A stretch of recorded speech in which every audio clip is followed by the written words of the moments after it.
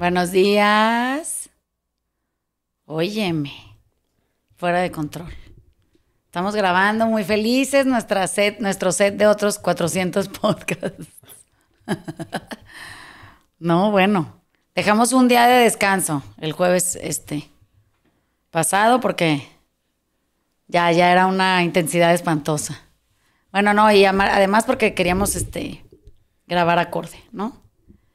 Y he estado dándole vueltas a qué queremos discutir hoy, porque hay como situaciones complicadas en la vida últimamente. Y esta semana, en diferentes clases, pero en la cárcel especialmente, exploramos el tema del desprecio.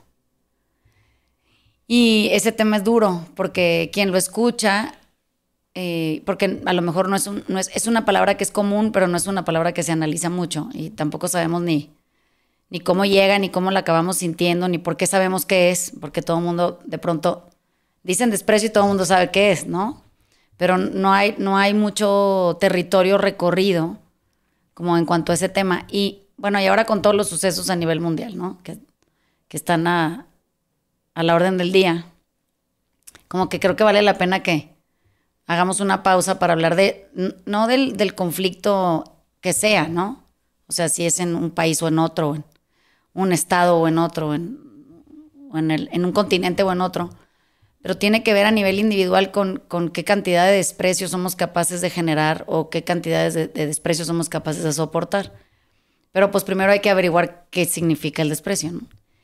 Entonces, hay una clase del taller que se llama El Desprecio, es del módulo 2, y esa clase explica que desprecio se define como la subestimación del otro. O sea, uno le asigna un valor a alguien y decide que ese valor en relación a uno mismo está por debajo de la métrica, ¿no? Entonces, no nada más es subestimarlo, es la indiferencia que genera, es la altanería con la que se recibe la información que el otro da, es lo invisible que se puede volver y es lo irrelevante que volvemos el discurso de otras personas, porque desde una superioridad siempre hay una manera de enviar un mensaje a quien se desprecia, de rechazo y de exclusión. Tenemos que saber que el desprecio es primo hermano o medio hermano o hermano del asco y la repulsión.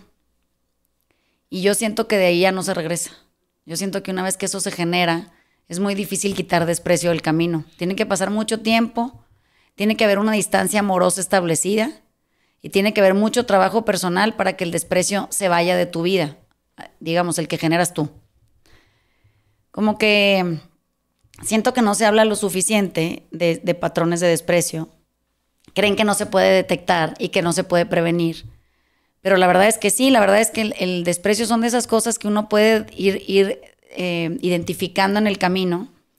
Y no nada más eso. En la mañana estábamos teniendo una conversación, el Dani y yo, y dice el Dani que es como poner retenes, ¿no? O sea, antes de llegar al desprecio, deberíamos de tener herramientas suficientes que fueran como retenes, que nos impidieran el paso a llegar a ese último fin.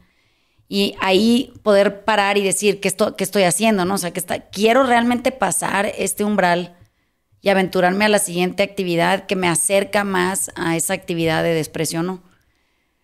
Cuando se nos olvida que somos humanos todos y que es solo eso lo que somos y que no somos nada más y que somos todos un nanopixel y que todos nos estamos muriendo y que es irrelevante la identidad que creas que tienes, porque la identidad esa no te define, podríamos como empezar a atender desprecio de manera más eficiente. O sea, diríamos, no mames, ¿de dónde estoy inventando yo que yo soy alguien, no? Y no nada más que eres alguien, sino que eres alguien más importante que otro alguien. En cualquiera de los formatos que eso se manifiesta, siempre genera conflicto. O sea, cuando yo siento que el otro no llega a la altura, no es beneficiario de mi generosidad, no es una persona que vale la pena, caes en esta forma de despreciar. Y en la mañana estaba pensando cómo había explicado desprecio en la cárcel, porque es en donde más es importante que se entienda el término y se autoanalice cada una de ellas y eso. Pero es curioso porque la palabra desprecio está compuesta por dos palabras, ¿no? Es una palabra que tiene un preámbulo que dice que uno le quita precio a algo, ¿no? Entonces, la diferencia de eso es apreciar. Entonces, la constante es el precio. Ya verás tú si le restas o le sumas a esa madre, ¿no? Cuando lo entiendes y entiendes que desde tu óptica el otro vale menos, porque es despreciable, se empieza a volver difícil voltearte a ver y darte cuenta que tú has sido esa persona, la que le roba valía a otro por arrogancia o por superioridad moral y que lo dejas en un prado despoblado de cualquier cantidad de cosas de las que va a ser necesario que se haga para poder en la vida sobrevivir. Los peores crímenes, y los podemos medir en la cárcel, que se han cometido, han sido por desprecio. Eso quiere decir porque la persona o el grupo de personas a las que tú afectaste, las afectaste porque te daban asco o te generaban repulsión, o había una sensación de rencor y resentimiento en ti hacia ese otro que te hizo despreciarlo. Siempre que se hacen experimentos del desprecio, hay uno muy interesante que siempre lo pongo de ejemplo, que es el de las parejas, que se hace en algún lugar en Estados Unidos y hay un lugar en donde se detecta desprecio. Y es un experimento que se tiene haciendo muchos años y que tiene un seguimiento, ¿no? Y es curioso porque todas las parejas que son sujetos del desprecio, eso quiere decir en donde en la relación de pareja se detecta desprecio, son parejas que 15 años después ya no están juntas. O sea, nunca ha habido un caso de parejas en donde se haya detectado desprecio que sigan juntas viviendo. Y eso pues se entiende, ¿no? En una relación de pareja como que pues, es algo que es muy próximo, se conocen muchas cosas, hay muchas actitudes que en el camino van cambiando, vives muchas cosas juntos y como que podrías medio justificarlo, ¿no? Pero ¿qué pasa cuando el desprecio se genera hacia otras personas de las que tú no sabes absolutamente nada y que caben dentro de ciertos grupos sociales? Siempre pienso en cómo llegan los narcotraficantes a convertirse en narcotraficantes o en sicarios o en asesinos seriales o lo que sea que les toca hacer. Y tiene que ver con esta estructura de escasez y de inequidad estructural de nacimiento. O sea, son sitios que generan mucho desprecio. Y no nada más en cuestiones de amor o afecto o cercanía o proximidad familiar, sino son territorios muy hostiles, ¿no? Se habitan en situaciones muy desfavorables. Y eso genera una cierta conducta en esa persona y esa persona actúa de una manera muy predecible. Eso quiere decir es una persona que por haber sido despreciada acaba despreciando. Y el problema es que las atrocidades que se cometen ahí son vastas porque el desprecio es máximo. O sea, se despersonifica a la persona que se afecta. Deja de ser un humano para convertirse en una cosa y esa cosa si estorba hay que eliminarla. Hay muchas maneras de abordar este tema, pero creo que la más importante es en donde nosotros tenemos que aprender a detectar desprecio en nosotros, no hacia nosotros generándolo. Y es curioso, pero todas las veces que confrontamos gente 15 años del taller con el tema del desprecio, todo el mundo se queda apabullado porque lo primero que puede percibir en sí mismo es a quien desprecia, a quien ha rebajado, a quien ha ninguneado, a quien ha sometido, a quien ha subestimado, con quien ha sido indiferente. ¿Cuántas veces ha vuelto invisible a un cierto número de gente? ¿Y cuántas veces ha deshumanizado a personas que antes amaba y que hoy es capaz de matar, ¿no? En el trayecto, cuando uno se cacha, y se vuelve muy difícil cacharse porque es muy doloroso darte cuenta en quién te has podido convertir y cómo pasas de ser en teoría, de ser oprimido a ser el opresor o de ser la víctima a ser el victimario. Y eso todo se reduce a desprecio. Es muy fácil. Y al final, entre más tiempo pasa y menos nos cachamos, más daño hacemos, ¿no? O sea, es normal. Se empieza a volver costumbre que tomemos a un grupo de gente y la queramos convencer de despreciar a otra. Y entonces, en problemas familiares, por ejemplo, que es muy común, cuando las facciones se radicalizan y de repente tienes al grupo de la facción A, que es tu mamá y sus secuaces, y luego tienes al grupo de la facción B, que es tu papá y sus secuaces, y se radicalizan los términos de la relación, de repente tú tienes a un chingo de gente despreciando a otro montón de gente, ¿no? Que es capaz de hasta dañarla o de erradicarla de un plano social, vamos a pensarlo así, para que esa gente no tenga derecho alguno a convivir en términos humanos en ningún sitio. Esto en los divorcios es muy común, en los pleitos familiares de herencias y eso es muy común, y en circunstancias en donde los padres alienan a los hijos del amor del otro, también es muy común, ¿no? Eso cuando se saca de la célula natural, que es el individuo, y se extrapola, y se pone en estos planos en donde ya leerlo es muy difícil, siempre vamos a encontrar una explicación de por qué el comportamiento es adecuado, ¿no? Entonces hay una frase que en la cárcel se usa mucho para concientizar a la gente que está dentro, y dice: la lastimadura explica el comportamiento, pero la lastimadura no excusa el comportamiento. O sea, no hay ninguna herida que justifique dañar a nadie. No hay, no existe. Esa es locura. Y entonces cuando la lastimadura es lo que prevalece y no nada más además de explicar el comportamiento, lo justifica, estamos ante una situación de desprecio magnífica. O sea, es sorprendente lo que se puede generar bajo esa premisa, ¿no? Siento que podemos agarrar esta frase que hay que traducir desde otro lugar, que dice la paz, y vamos a tomarla en términos del taller, ¿no? Pero vamos a dejar de despreciar a otros el día que amemos más a nuestros hijos de lo que odiemos a los demás. Y creo que eso aplica a toda la gente que lo escucha. O sea, yo lo pienso en mi propia vida y digo, hijo de la chingada, o sea, yo voy a dejar de despreciar gente el día que yo pueda amar más a mis hijos, mucho más de lo que yo odio a nadie, ¿no? Y entonces yo actuaría mejor porque generaría menos patrones de desprecio, subestimaría a menos gente. Pero la base estructural de todo esto que les estoy diciendo tiene más que ver con que yo entienda que nada de lo que yo crea que soy me hace ser menos humana que cualquier otra persona o me hace ser más humana que cualquier otra persona. Primero soy humano, luego otra vez soy humano, luego otra vez soy humano y luego ya me morí. Cuando esa trayectoria no se pierde, es porque yo entendí que si somos parte del género humano, que es de lo único que sí podemos formar parte del género humano, todo lo más es ridículo. Todas las personas que hoy están vivas y somos parte del género humano, nos estamos muriendo activamente.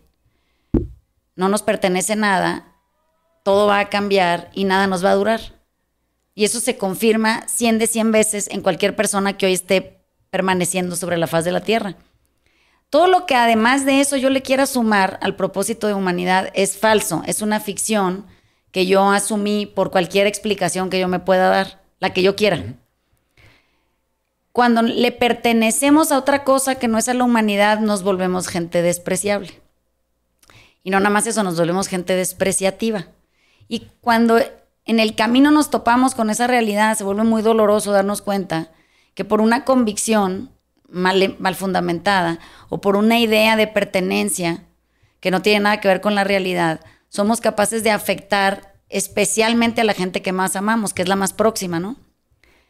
Cuando somos lo suficientemente conscientes como para saber que estamos aquí por un tiempo muy corto y que nuestro único legado que podríamos dejar y que pudiera servir y trascender es que entendamos que nos estamos muriendo y que por eso deberíamos de empezar a proyectar cómo vamos a vivir mejor y cómo le vamos a hacer mejor el trayecto de una vida a los otros antes de morirnos, pues entonces tienes un propósito, ¿no?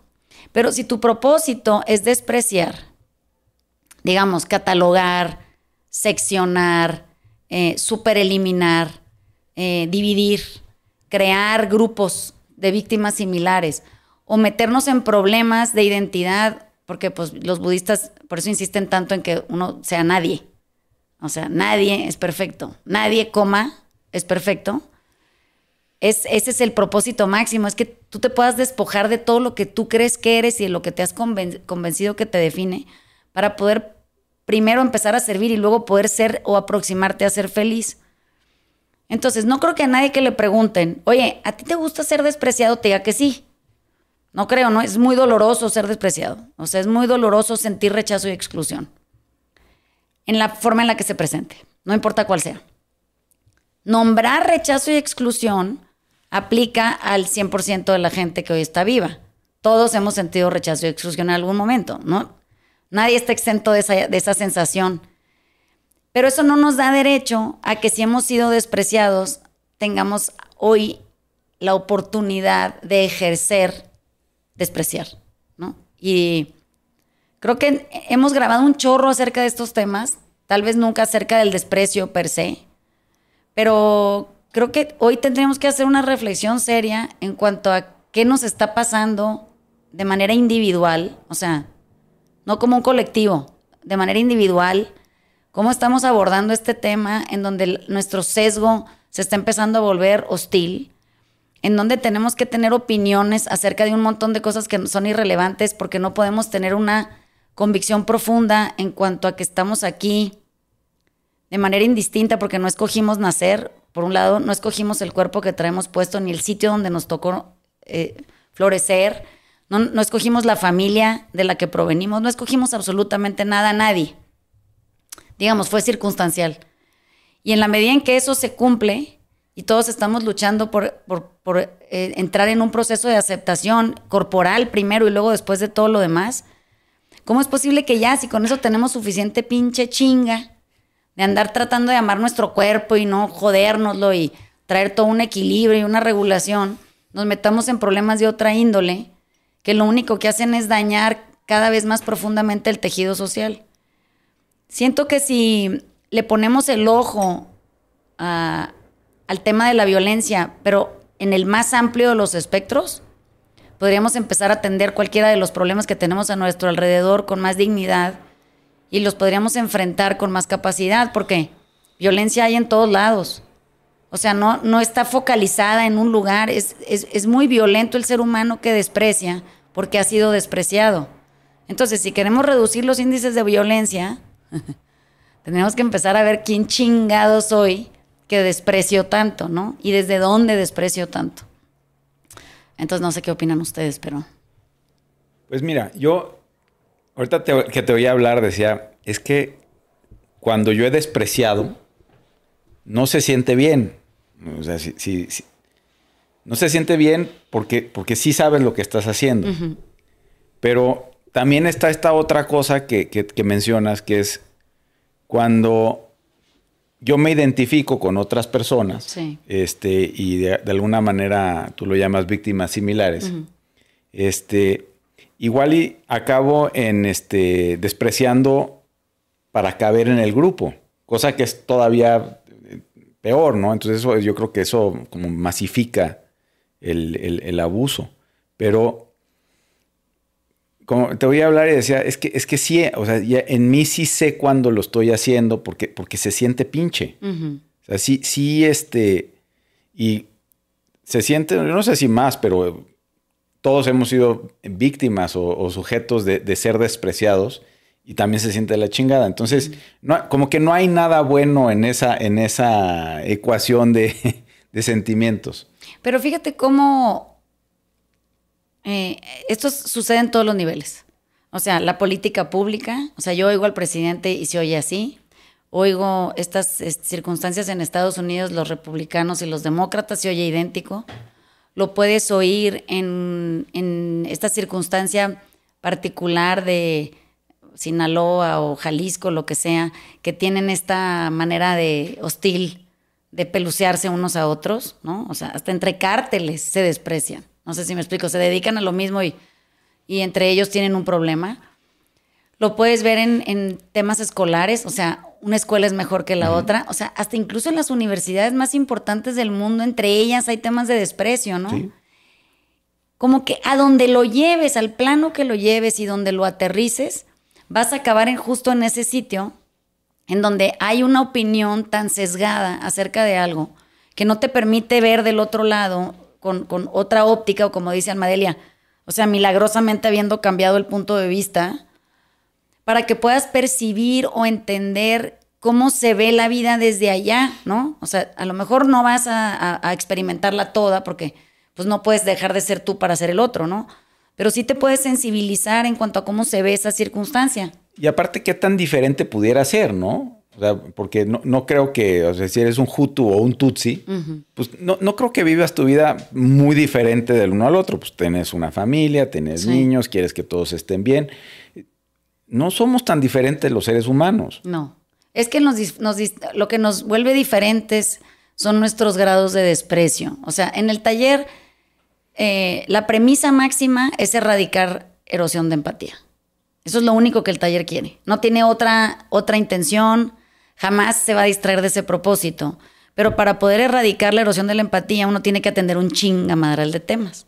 O sea, tenemos que atender 400,000 minúsculos temitas, tipo, por ejemplo, el desprecio, porque eso suma a la erosión de la empatía. O sea, va dejando a los seres humanos despojados de cualquier sensibilidad o de cualquier sensación de compasión o de proximidad y conexión, ¿no? Entre más rápido se pierde la empatía y más se recuperan grados de erosión, vamos a pensarlo así, más despiadado te vuelves en trato.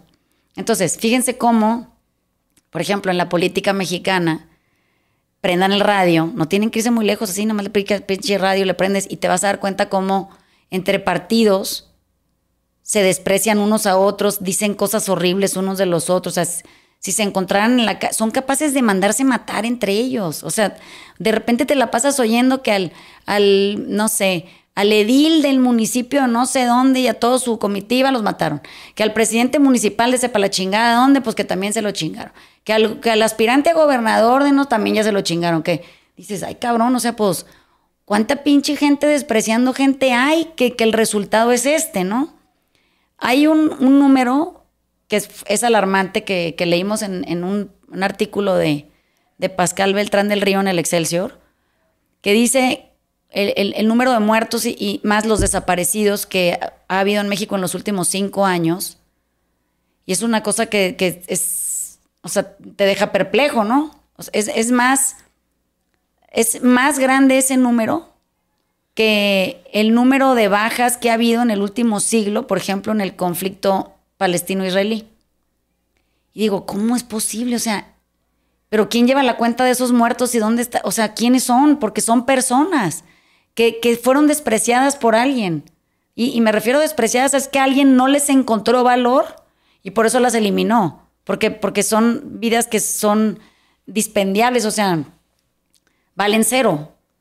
Entonces, siempre que pregunto cuánto vale una vida humana, pues es que saben que cuelga del desprecio de alguien. O sea, de eso cuelga, de que alguien te desprecie y ahí tu valor está en sus manos. ¿Pero qué te lleva un poco a despreciar al otro o a despreciarte a vos? Como si no, bueno, vos tenés una idea de cómo se tiene que vivir y vas supuestamente con tu idea ficticia viviendo y tratando de desarrollar un tema, sea, no sé, político, futbolero, religión, lo que quiera.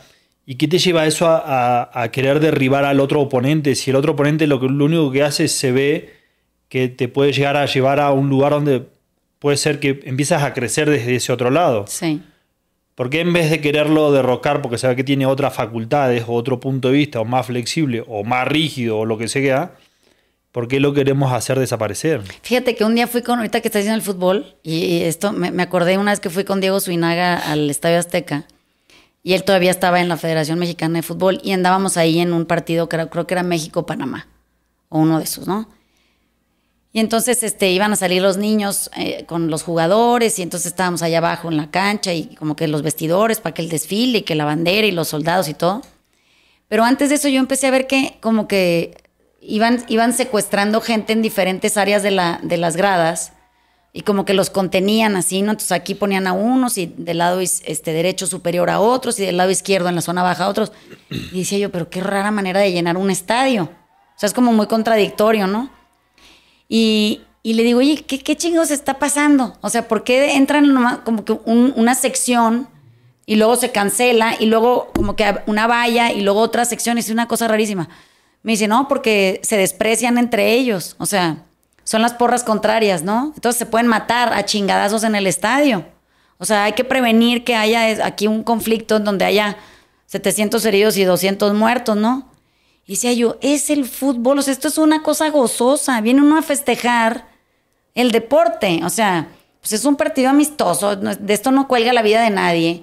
Como que a la gente le gusta el fútbol, van con las familias, está lleno de niños. Eso, o sea, ¿en qué momento tendríamos que parar y decir, el güey de al lado también es apasionado del fútbol como tú? O sea, podrían sentarse, echarse una chela, da igual a qué partido, a qué equipo le vayas.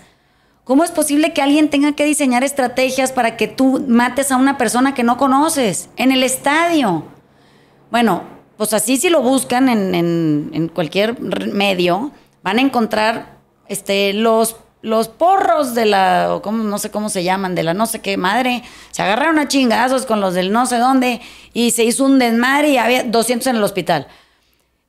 Si ves los videos, la hazaña con la que alguien le pega al otro a alguien sin conocerlo y nada más porque está gritando, pues no sé, por los Pumas y el otro por no sé quién, los Tecos de el Guadalajara, como que me empieza a inquietar porque digo, pero ¿en qué momento surge ese nivel de desprecio en ti por esa otra persona que solo está haciendo lo mismo que tú, nomás que desde una perspectiva distinta, porque en su casa, desde niño, pues le van a ese equipo? No sé si me explico. O sea, no se ha podido cambiar de equipo por lealtad, no es por otra cosa. Bueno, tú también.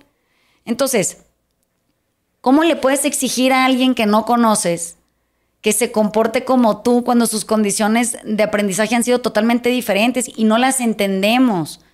Entonces, surge desprecio tan profundo porque te empieza a dar asco el que le va al otro. Hasta así te dicen, ay, qué asco que le vayas a ese equipo, y qué asco que te juntes con esa gente, y qué asco que te conviertas en esa persona, y qué asco que pienses de esa manera. O sea, esa repulsión, por eso les decía al principio, el desprecio que está tan próximo, se respira en el cuello de la repulsión y el asco, es tan poderoso porque del asco no se regresa. O sea, tú ya no puedes desentir asco por algo. Y si pudieras, tendrías que hacer toneladas de trabajo personal, toneladas, para que si te intoxicaste con un camarón, te lo puedas volver a comer. O sea, normalmente la gente que se intoxica con algo específico jamás en su repinche vida lo vuelve a probar, porque es tanta la sensación de náusea que provoca y es tan desagradable sentirse de esa manera que no lo quieres volver a experimentar. Entonces, prefieres quitar los camarones de tu vida, bajarte de un barco si te mareas, nunca volverte a subir una lancha, porque no puedes manejar la sensación de náusea. No hay manera. Y entonces, quien se aventura a reintentarlo y dice, bueno, igual y me fue mal porque solo era un camarón, igual estaba echado a perder. O sea, todo ese trabajo que podrías hacer con comida fácil. Fíjense cómo hay cuánta gente que dice, no, es que yo desde que me comí un callo de hacha que la chingada y me fue de la madre, yo ya nunca jamás vuelvo a tocar esa madre. Como que hasta lo hacen histórico. O sea, es todo un planteamiento justificado de por qué tú no haces trabajo personal para volver a aproximarte o arriesgarte a restablecer una relación con un pinche camarón. Entonces, si lo pueden poner en donde sea, ¿eh? O sea, esto puede estar en cualquier plano. Es exactamente igual cuál escojan. Se ve de la misma forma. Y entonces, por eso en la mañana que hablábamos tú y yo de todas estas minucias, de las cositas chiquitas que nadie detecta como parte del desprecio. Imagínate qué cúmulo de desprecios tenemos ya acumulados en la vida. O sea, qué cantidad de desprecio tenemos amontonado en nuestro ser, que a la hora de tener que ir a enfrentarlo y decir, güey, pues es que lo que pasa es que no lo he tratado directamente, esto nunca lo he llevado a una conversación, nunca me he autoobservado en mis prácticas de desprecio. Y de repente terminas en este lugar a donde el destinatario de todo tu pinche asco y repulsión es otro ser humano. O sea, ¿cómo puede pasarte eso? ¿En qué pinche lugar vives? ¿Quién crees que eres? Porque esa es la pregunta. ¿Quién chingados crees que eres que te puedes tomar la atribución de robarle la vida a otra persona o de evaluarlo al grado de que sienta que ya no es persona, porque tu óptica es tan limitada que no tienes capacidad de ver nada más. Entonces, necesitamos atender desprecio aunque no queramos, y necesitamos atenderlo ya, porque entre más tiempo lo dejemos estar vivo, o sea, entre más asco sientes por algo, más difícil es quitártelo de encima.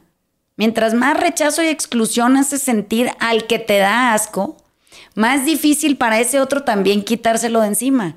Entonces, si eso lo montamos en años de relaciones entre nosotros, piensen en las familias para que vean qué fácil se ve. Y son relaciones que vienen deterioradas por la historia que se cuenta, digamos. La esposa que dice que el papá los abandonó a todos y que se fue y que nunca regresó y que es un ojete y que le vale madre y que todo, que la chingada y que no sé cuánto. Y los hijos crecen con esa historia y los nietos crecen con esa historia. Y de repente por allá aparece el güey que se fue.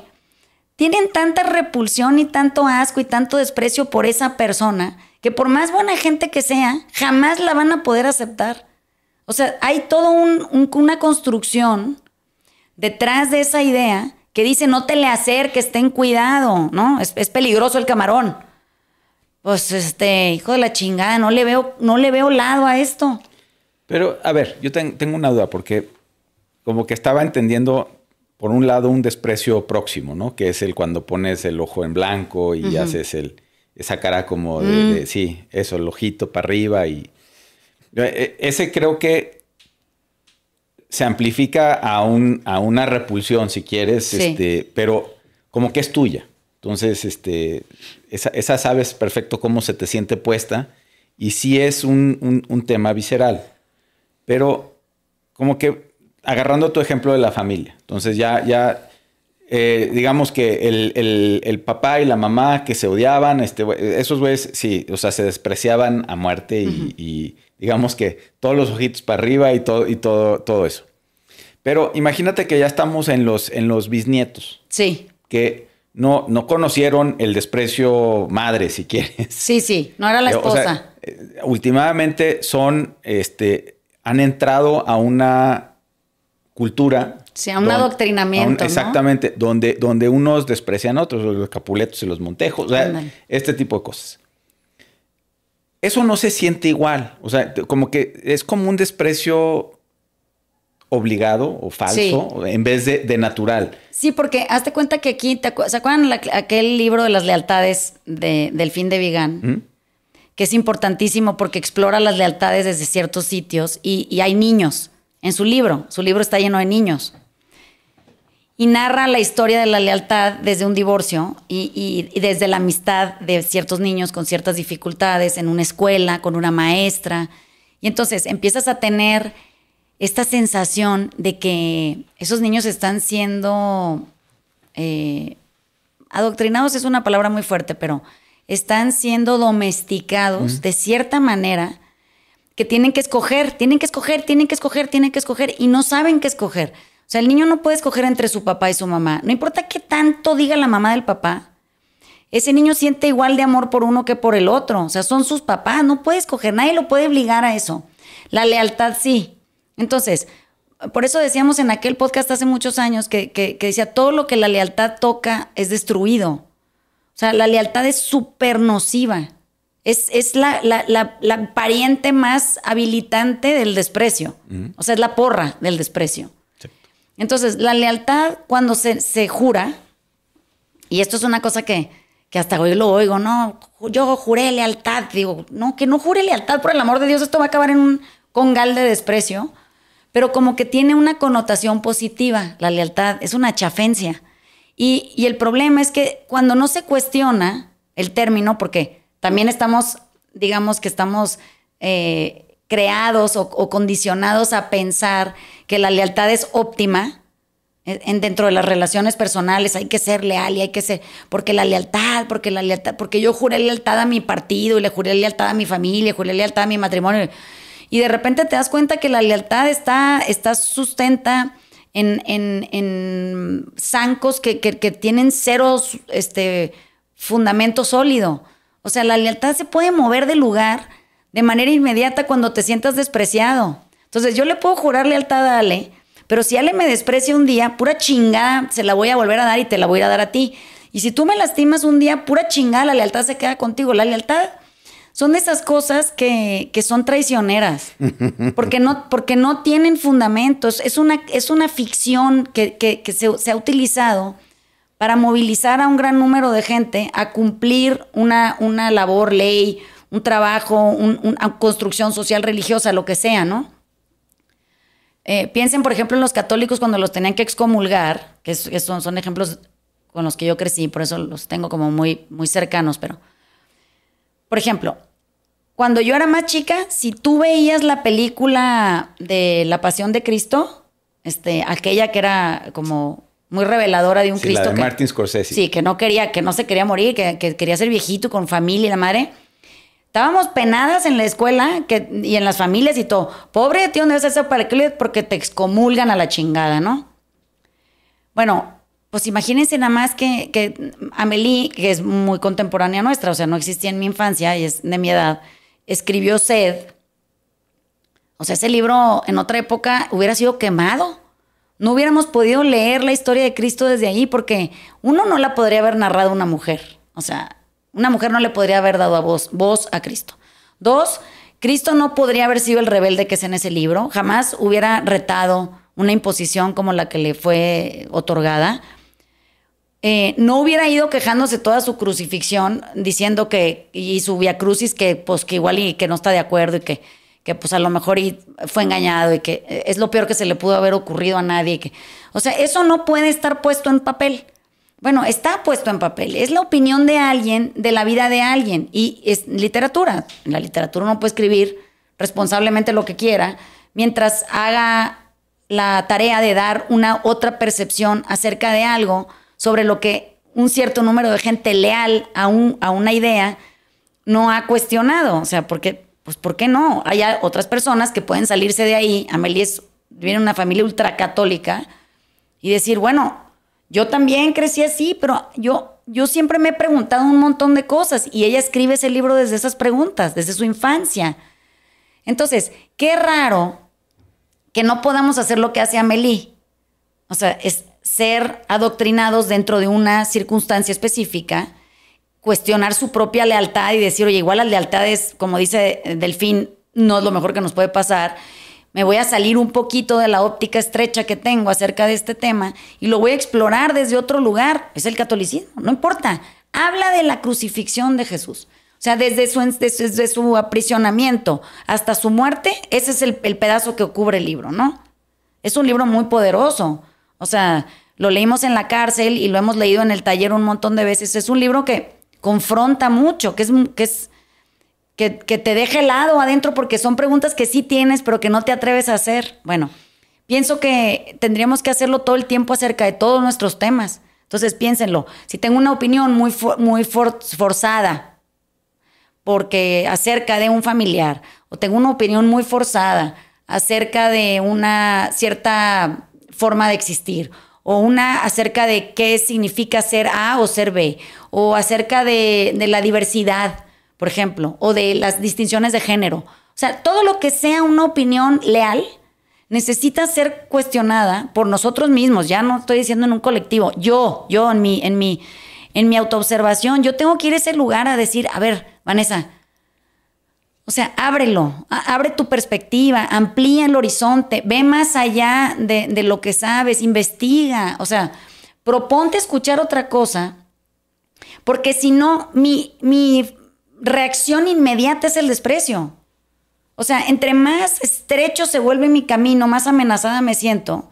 Y entre más amenazada me siento, más fácil es despreciar. Porque es lo que me protege de la cercanía del otro. O sea, cuando yo desprecio, si agarro al Dani y lo desprecio, lo empujo súper lejos. Ya no se me va a acercar porque yo me aseguro de comunicarle mi asco y decirle, no te me acerques, hijo de la chingada, porque no tienes nada que estar haciendo aquí. Y esa sensación de rechazo y exclusión, él la siente. Eso no quiere decir que él se va a quedar tranquilo allá. ¿Sí me explicó? Bueno, pero si el Dani estuviera súper entrenado y en su trabajo personal súper trabajado, vamos, muy bien hecho, él diría, bueno, yo voy a parar, porque esto es desprecio, o sea, esto no va a llegar a ningún lado, ¿no? Entonces, pues el ojo por ojo, digo, ¿cómo que ojo por ojo? No, es que ojo por ojo no jala, todo el mundo está ciego al final del camino. Esa madre no se puede implementar, es ridículo. Vamos a acabarnos entre todos porque todos somos sujetos del desprecio. O sea, yo no conozco ningún niño que no conozca una mirada de desprecio de sus padres. Ni uno. Entonces, pregúntenles a los niños y verán, van a decirle, oye, ¿tú tienes una mirada de desprecio de tu mamá? La tiene. Inmediatamente recurre a ella, sabe cómo se ve. Y una mirada de desprecio de tu papá, claro que a huevo que la tiene. Todos los que estamos escuchando este podcast y fuimos niños, evoquen una mirada de rechazo de uno de sus papás y van a ver. Y de exclusión total. No van a ver leyes del hielo, aventar para arriba. O sea, sí hemos sido entrenados en eso. Entonces, ¿cómo no va a ser nuestro recurso inmediato para aislarnos y pseudoprotegernos cuando lo que tenemos que hacer es lo contrario? O sea, es cuestionar, oye, no estaré despreciando. O sea, ¿no será esto un mensaje muy rudo? Porque regreso al otro a su herida. ¿Sí entienden? O sea, lo que es grave del desprecio es que, pues yo puedo despreciar a Ale aquí, pero pues ahorita igual y no pasa nada, es presente y somos dos adultos. Pero ¿qué pasa si Ale no tiene trabajada su lastimadura y yo lo desprecio y Ale no sabe qué hacer con el desprecio que siente y lo regreso al lugar que más le duele, que es su infancia, en donde nunca tuvo una sensación de acogimiento o de protección? Es muy doloroso. Entonces, pues tendríamos que empezarle a enseñar a la gente a cuestionarse sus pero propios aparte, yo de desprecios. ese desprecio, yo voy a detonar mucho más desprecio a los que están cercanos a mí. Pues lo que te digo, porque no está trabajada esa herida. O sea, es una herida que todavía crees que es supura. Pero no supura. Tú ya estás en otro lado, eres otra persona. O sea, ya no es tu casa de niño, no son tus papás, no es tu familia. O sea, tú estás en otro sitio colocado. Y entonces en el momento en el que no lees tu realidad, porque estás ciego ante la posibilidad del cambio y la transformación, o de que te estás muriendo, de que nada era tuyo y no te define, y todas estas cosas que hoy sabemos, pues entonces dices, ¿a quién chingados muerdo? No, Sí, a nadie. Sí, pero eso vive con vos. Si vos no haces el trabajo, te va a perseguir a todos lados, por más que adulto que seas y cambies de país o donde sea, te va a siempre estar persiguiendo. Es correcto. Y si el otro, en vez de querer ayudar o por lo menos no estar molestando con los baches, bueno, ponemos los topes, eso, Sí. que se siente dentro del sistema nervioso, se siente cuando estás despreciando algo o le estás haciendo mal a alguien, puedes parar. Puedes parar. Porque si no, nada más, no puedes hacer más nada. O sea, te detienes y no lo llevas al otro al lugar de desprecio que puede ser acumulativo también. Fíjate que hay una biblioteca en el Tíbet que estuvo cerrada a cal y canto por siglos. Tiene libros que documentan 10,000 años de historia de la humanidad. Y esto está en Lhasa, ¿no? Y es un lugar que es impresionante. No se han podido traducir todos los libros. O sea, ahí la llevan, pero les faltan pinche 1,000. Y como que siempre me da curiosidad porque los budistas tienen muy claro el tema de la compasión. O sea, para ellos no existe pelear. No existe, no es una posibilidad. Nunca, jamás, no existe. Entonces, siempre que nosotros los que no somos budistas visitamos, bueno, ya no se puede mucho, pero yo cuando fui era común que pudieras meterte en ciertos lugares. Todavía había muchos budistas tibetanos en Lhasa, era un lugar que era como muy particular en todo lo que sientes y cómo se convive ahí todo. Y en Nahuan, que era mi cuate ahí, que me decía, yo no entiendo. O sea, me dice, Occidente es rarísimo. Hacen unas cosas que son inexplicables, ¿no? Y me decía, hay 10,000 años de historia que documentan que eso es una improbabilidad. O sea, que el mundo se va a extinguir de esa manera, ¿no? Y no lo hemos podido traducir para que ustedes lo puedan leer, pero nosotros que aquí vivimos y que fuimos condicionados a esta forma de vida, o sea, al plan budista, piénsenlo así, nos parece que Occidente son unos salvajes. O sea, es que es una barbarie lo que está pasando allá, ¿no? Y siempre que están los lamas tratando de explicarte, te estás muriendo, no te va a durar lo que te está pasando, todo va a cambiar y nada es tuyo, y relájate y accesa a un mejor plano de vida, uno más compasivo, uno más conectado, uno de más empatía y menos erosión. Pues como que acá nos parece que, ay, güey, o sea, ¿cómo? Pero no mames, pues imagínate, Y aparte, pues si me dejo esta pinche vieja se aprovecha de mí, o viceversa. No, pues es que si nos dejamos, estos pinches güeyes nos aplastan. Digo, pero es que ¿cómo es que vivimos de esa manera? O sea, siempre pensando que el otro nos va a joder la vida. Si el otro está igual que tú, anda en su pinche plano de aceptación, no entiende nada, se siente despreciado, es un desastre, nunca ha sido incluido, o sea, está igual de lastimado. Pues como que no queremos ir a averiguar. Entonces, empieza en la célula. O sea, empieza en el autodesprecio, en el qué asco mis nalgas, y qué asco mi pelo, y qué asco mi forma de... y qué asco mi panza, y qué asco que el aguado del brazo, y qué asco... Trátate mejor, por el amor de Dios, porque es que eso que parece que no, empieza contigo, empieza exactamente ahí. O sea, empieza en tu propio rechazo y exclusión de ti. O sea, empieza en ti. Entonces, ¿por qué no queremos ir a averiguar eso? O sea, igual estamos inundados de desprecio autoimpuesto y lo único que podemos supurar es eso, ¿no? Pues no sé, hay mucha tarea que hacer. Es un camino arduo, largo. Pero yo siento que hay cosas que vale la pena grabar y sobre las que vale la pena reflexionar sí o sí. Porque no es un conflicto, es la humanidad en conflicto. O sea, donde volteen es un desastre. Lagos de Moreno, Jalisco, ándale ahí. Zacatecas, pinche Fresnillo, no sé cómo se llama el pinche lugar ese también ahí. En Tamaulipas, en Veracruz, en Campeche, en Sinaloa, en Chihuahua. O sea, aquí en la periferia, nomás aquí cerquita, es una cantidad de desprecio que se respira.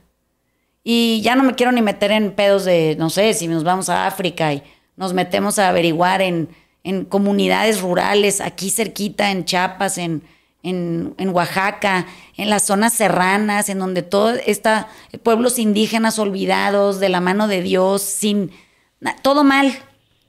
O sea, a donde volteen es el mismo chingado desmadre. Entonces, que si el bullying en las escuelas, no mames, pues ¿qué esperaban? O sea, ¿cuál sería la técnica que el niño va a ir a desempeñar en la escuela? Pues lo que está viendo en su casa. En su casa hay desprecio, constante desprecio. Eso es lo que el niño va a ir a vociferar a la escuela. Va a ir a avisar, en mi casa se desprecia, yo ya aprendí y esto es lo que yo hago. Entonces, pues empieza con uno, pues. Como todo en la vida, ¿no? Pues empieza con uno. Ahora, es difícil cuando te toca que te tienes que revisar. O sea, vaya usted averigüe su propia fórmula de desprecio. No cómo fue despreciado. Yeah. Eso nos vale madre.